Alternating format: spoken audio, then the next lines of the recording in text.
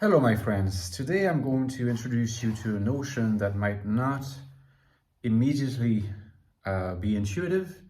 It might not immediately make sense to you.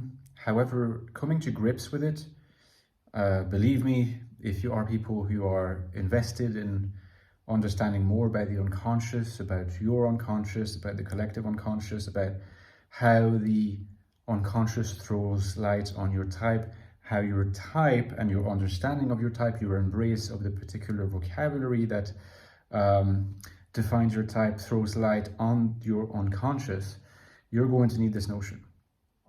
Now, this is an original notion. This is not something that exists anywhere. I have come up with it.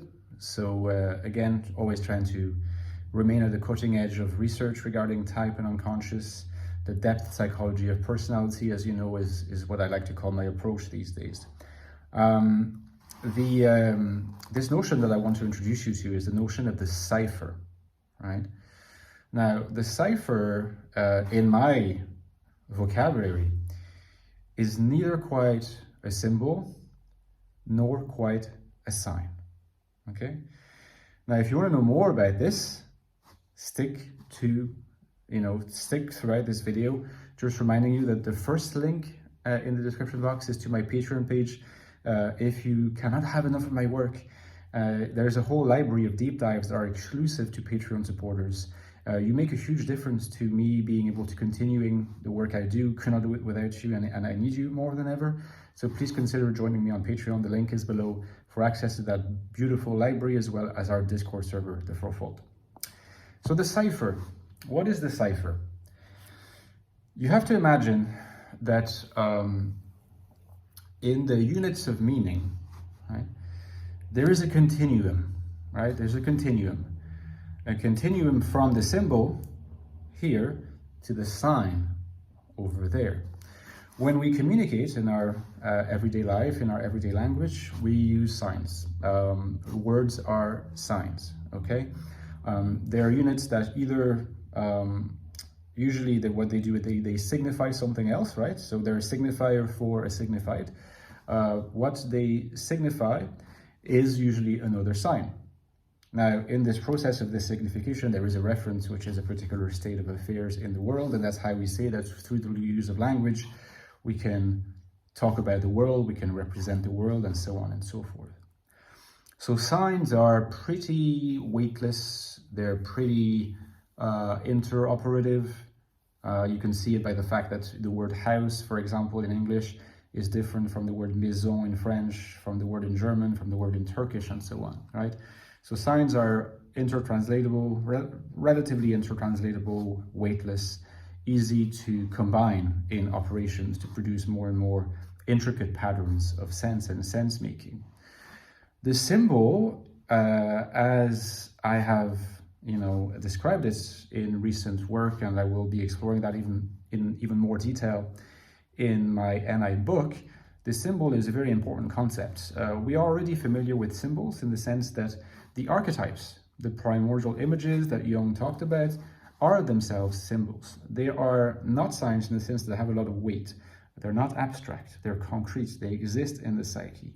Words, signs are abstract things that are used to refer to concrete things, but symbols are not abstract things that refer to concrete things. They are themselves concrete things and kind of agencies in the mind that have a role to play in our internal fantasies and how they themselves impact the way that we behave in the world, act in the world, and make sense of the world. So one way to put it is that at the beginning of fantasies, there is a symbol. So someone for whom the mother archetype is very, very important will have as one of their core fantasies something to do with the mother or their mother, and that will tend to determine how they behave toward, well, their mother, but also to other women, to potential partners, to female friends, and so on, right? So that's how you can say that the symbol travels via the fantasies through to our external actions as we make sense of them and operationalize them as in language, that is to say in a system of signs, right? So signs are the closest to how we operate in the external world, in consciousness. The symbol and symbols are the closest things to the nexus between the collective unconscious and the personal unconscious. The cipher is that kind of unit of meaning that is neither quite a symbol and not a sign.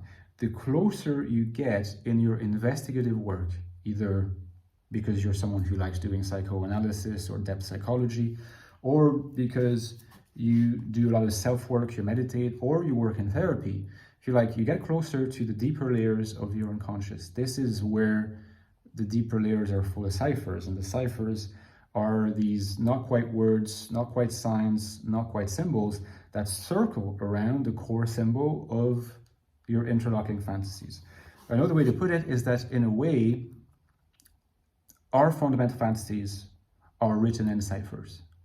Okay, so that when I call the fundamental fantasy of the anti-dominant a repair fantasy, in a way, in a certain way, this is a sleight of hand.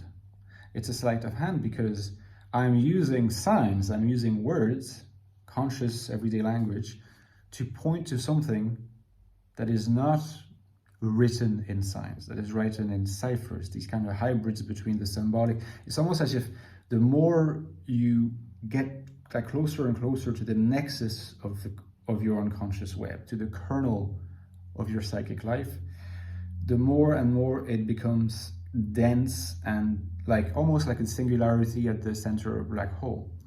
It gets denser and denser, you're sucked into it, but at the same time, what you used to think was meaningful no longer seems to make sense.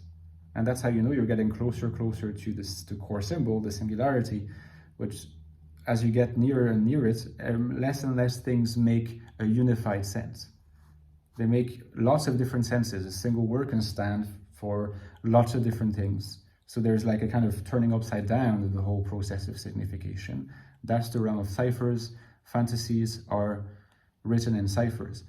I can't share with you fantasies as written in ciphers because that would be such obscure and idiosyncratic NI speech that you wouldn't understand me. So we use, in my work, for example, I use everyday language as a system of signs to use as a pointing to a way of drawing your attention to a realm that is not itself, strictly speaking, written in signs.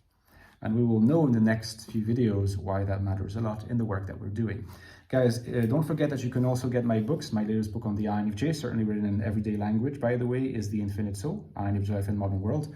How INFJs can find purpose, meaning, and value in a world they often see as hostile, as well as its prequel, The Ecstatic Soul, which is called A New Look at the INFJ Personality and is all about the inner world of the INFJ, the consciousness of INFJ, the thinking of INFJs. These two books, of course, go well together. They're linked below. Get them, and I see you tomorrow, guys. Bye-bye.